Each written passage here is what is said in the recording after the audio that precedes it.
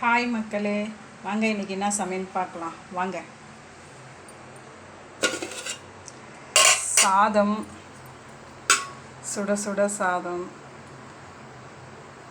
அப்புறமா என்ன செஞ்சுருக்கிறேன்னா குருமாங்க. இது மொச்சக்காய் குருமா குழம்பு.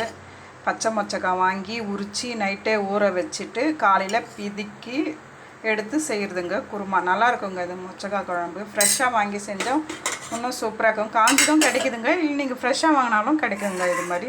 நெக்ஸ்ட்டு சாம்பாருங்க. பருப்பு, தக்காளி, வெங்காயம் போட்டு வச்சுருக்குறோங்க சாம்பாருங்க.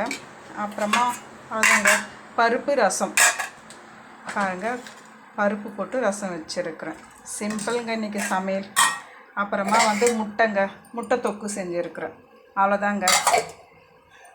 சேனல் பிடிச்சிருந்தா லைக் பண்ணுங்கள், ஷேர் பண்ணுங்கள். பாய்.